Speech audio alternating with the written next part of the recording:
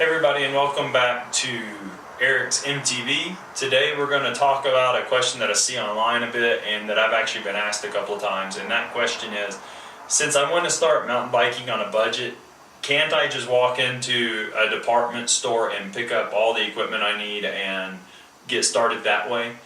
And a lot of times when people are talking about department stores, let's be honest, they mention Walmart specifically or Target specifically or one of those. But as far as mountain biking goes, yeah, there's a little bit of a consideration there that need to be determined as to whether or not it's worth your money and your efforts to get started in mountain biking. So when they ask me that question specifically, I say no.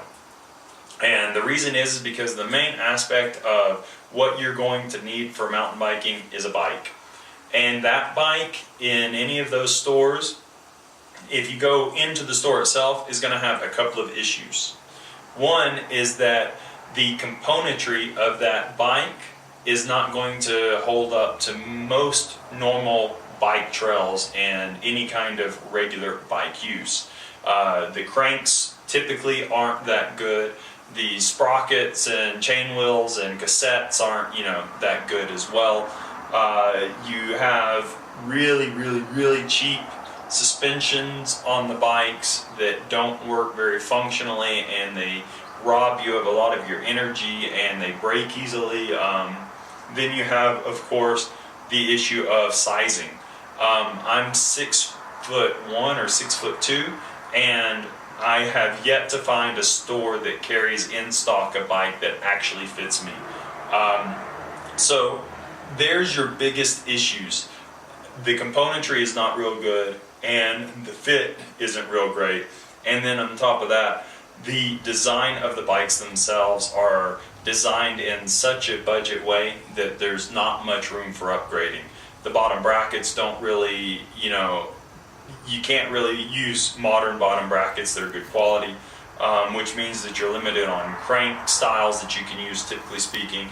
Even the steering tubes aren't real great in design, so you can't upgrade forks and that kind of stuff. And that limits you even in the stem that you can use. And I mean, it just goes on and on and on. So I would say definitely try to stay away from that if possible. Now, does that mean you can't buy anything from those stores? Well, honestly, I would say go to a bike shop, whether it be online or your local bike shop, and I always encourage people to try to support their local bike shops when possible. But yeah, there are some things in those stores that I don't think are that bad to buy. For instance, I bought recently these Bell gloves. Now, the fact of the matter is that I paid more for those from Walmart than I could have bought on discount from a local bike shop or a online store. But I did it as a research project to see how well they worked. And the fact is that they fit very comfortably, and things like that, but we'll get into more detail on that. So are they a horrible option? No, they're not. Also in those stores you can find things like slime tubes that have the slime inside of a mountain bike tube. So yeah, you can use that as well. And are they decent quality? Yeah, they're decent quality. I've used them before. They run just fine, but they may not be the lightest. And the other thing that I've noticed is that you don't have many options in sizing. So you need to be aware of that kind of stuff. The tube may fit a 29-inch, but it may not fit the width of your tire that you have on your 29-inch. It may just be a very standard narrow 29-inch tube. So that wouldn't work if you're running a wider size trail tire or something like that on your 29. And then I haven't seen any at the stores that are 27 and a half. I've seen 26 and 29s. So there's a challenge right there. Spoons or tire levers, yeah, you can find those at the store, and they're probably going to work just fine. But yeah, you can find them. They're cheap. They would work. Tire patches, if you're using tubes and stuff, yeah, you can use those as well. Even pumps, they're not going to be a great pump, and you're probably not going to get the volume of air movement through those, but you are going to be able to pump up the tire and maintain that tire air pressure if you need.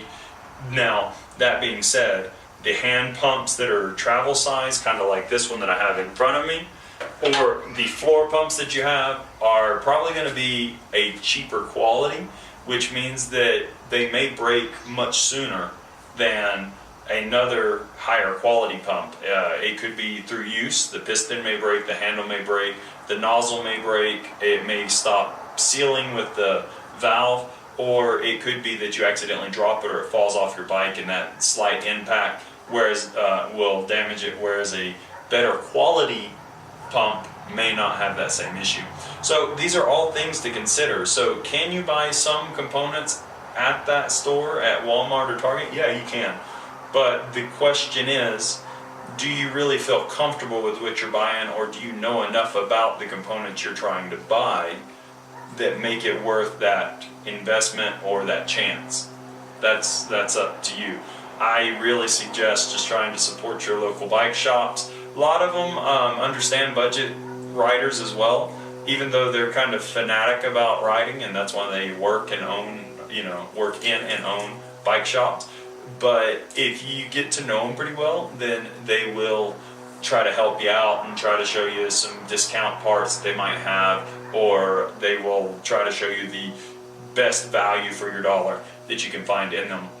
And that's really, really important, because you're not just paying from a local bike shop for the quality of the product, but you're paying for their knowledge as well, which can really save you a lot of money and pain in the future. So that's my kind of take on whether or not you can start riding mountain bikes from a box store like Walmart or Target. Now, some of the sporting goods stores do sell decent quality bikes, but with that you have to keep in mind that those guys aren't trained. They don't really know a lot about bikes a lot of times, not all the time, but a lot of times.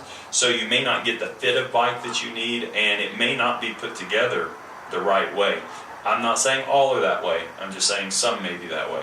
So don't get confused about the difference between buying from an actual bike shop and buying from a sporting goods store that carries a decent quality bike, as it may be.